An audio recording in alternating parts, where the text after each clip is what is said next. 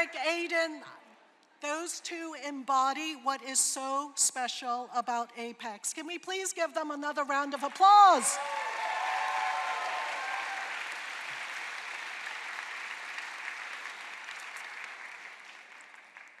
Our next speaker needs no introduction, so I'm just going to share a couple of personal notes. Preeti Sharathana has been involved with Apex for Youth for 25 years, right? That's longer than most marriages, more than half of his life. There may have been some flirting, but let me be clear. It's been an exclusive relationship with Apex, unwavering fidelity. And what makes Preeti such an effective board chair? Its ability to tell the right story at the right time. There's no denying that there are some tall tales. Hello, I was a monk. And while some of his stories bear the mark of hallucinatory improvisation, when it comes to Apex, he is locked in. You love the restaurant he's chosen for your one-on-one. You are charmed. You are engaged. At the end of the evening, you clink glasses and you say in unison, "For the children." And while he does pick up the check, you've just pledged to buy an expensive table at the upcoming gala. A passionate voice, a powerful voice. Please put your hands together for my brother, the one and only Preeti!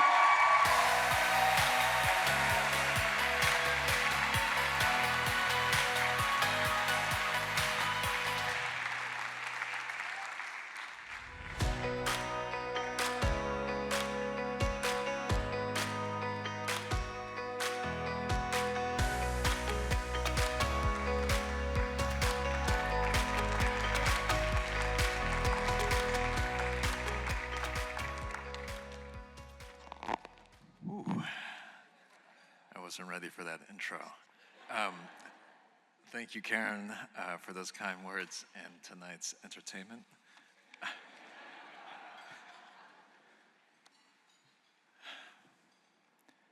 Good evening.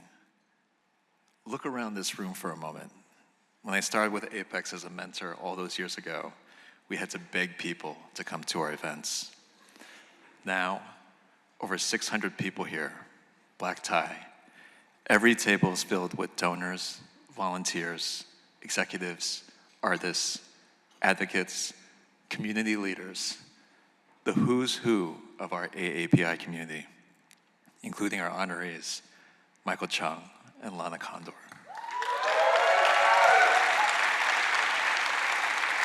It's extraordinary. 19 years ago when I joined the board, I couldn't have imagined highlights like tonight. But I also couldn't imagine every challenge, every pivot, every moment of uncertainty either. I stayed all these years because Apex has given my life structure, meaning, and a community with shared values. We have made incredible progress together because we let those values lead us. Apex was founded to serve a population living in poverty, in communities the city's systems have largely overlooked. Asian American youth in New York have some of the highest rates of suicide of any demographic, and half live below the poverty line. Think about that. The quote, model minority, the people we told were fine are not fine. So Apex built. We created after-school programs for the hours when schools were closed and every caregiver was working. We launched intramural sports so that athletics wasn't just for kids whose families could afford club fees. We built career exploration programs so that our young people could imagine futures beyond doctor, lawyer, and engineer. Not because those paths aren't worthy, but because no community thrives when its children only see 3 doors. We created public speaking programs because we could not afford to have our kids be afraid of their own voices. We built crisis management capacity because when a young person's safety is at risk, they need someone to pick up the phone.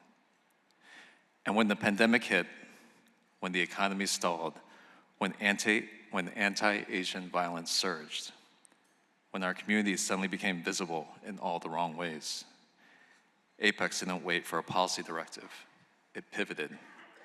In weeks, virtual mentoring, anti-bullying workshops, mental health support at a moment when almost no one was talking about Asian American mental health.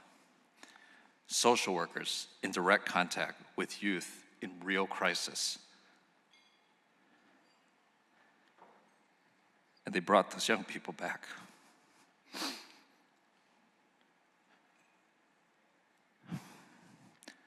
Every single one of these programs was created because of a specific child in need. I could tell you their story. They would sound remarkably similar to our student speaker, Eric's journey. The transformation he described tonight is not an accident. It's what happens when a community refuses to ask permission to save its own children. Because I care deeply about Eric, every Apex kid, my own kids, and our community, I want to share a truth that we in this room need to hear. As a Thai Chinese American who was raised among the cornfields of Illinois, I am the last person you would expect to stand before a room of elite New Yorkers to deliver this message. But I've been on the front lines long enough to see the truth. The struggle of our community is not a cultural issue to be solved through better behavior. It is a structural one, and it will require the organized effort of everyone in this room to combat it. So here's the hard truth. Many of us in this room have done everything we were told to do. We worked hard, we achieved, we succeeded, and still, that success has not become power. We can be highly accomplished and unheard. We can be financially secure and politically invisible. We can be respected in our careers and absent from the rooms where culture is shaped, where policy is written, where the future is decided, where someone determines who gets to be safe and who doesn't. Too many of us were raised to believe that if we were excellent enough, the system would reward us. But systems don't reward effort alone. They reward organized presence, they reward voice, they reward people who move together. And what does that mean in real life? It means we are often the number two, brilliant, qualified, and still passed over. It means our children grow up watching us navigate spaces where we are tolerated, but not centered. It means that when crisis comes, and crisis always comes, we discover just how thin our political protection actually is. Consider this, birthright citizenship, the 14th Amendment right that protects myself and many of the people in this room, was reinforced by a Supreme Court case from 1898. Wong Kim Ark was born in San Francisco, an American, and yet the government tried to bar him from re-entering his own country, and he fought to affirm what should have never been in question, that he belonged here. He won, backed by his own community, who pooled their resources to fund the fight. And that victory changed the legal foundation for millions of American lives like ours. But most of us didn't know his name until recently. At least I didn't. And that is exactly the point.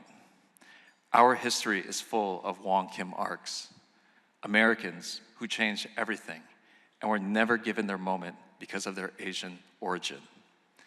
No federal holiday, no national monument, no Smithsonian museum. Our heroes, our victories, our contributions rendered invisible because we never collectively stood up to make them visible. That is not an oversight. That is a power gap, and it is ours to close. We are not a collection of isolated success stories. We are a community with enormous capacity. We run billion-dollar hedge funds and direct Hollywood blockbusters. We staff the best hospitals and fill the most competitive universities. We have capital, talent, and credibility. But too often, we are the one making someone else's vision happen. the indispensable employee or the supporting player, the one setting the agenda, rarely the one setting the agenda. And as long as we don't move together, that won't change. Our excellence will stay fragmented. Our influence will remain invisible. I always say, Apex is not a charity, it's a community. And this is how our community becomes a force. By building the network of connected leaders, economic, political, cultural, social, not out of obligation, but out of genuine commitment to something larger than any of us. Now is the moment, not after the next election, not when somebody finally gives us a seat. Now. Because if we do not shape our own story, if we do not claim our power, if we do not step up and lead, we will continue to be used only when it suits someone else's narrative. So I will leave you with this. Look around this room. Look at who is here. Look at what this community has built, sacrificed, and achieved. Look at what is possible when we are not isolated success stories, but a force in one room, on one night, united for the next generation. Now hold that image. Because this is what power looks like when it decides to show up. We do not need permission to lead. It has always been us. Thank you. Welcome to the Apex family.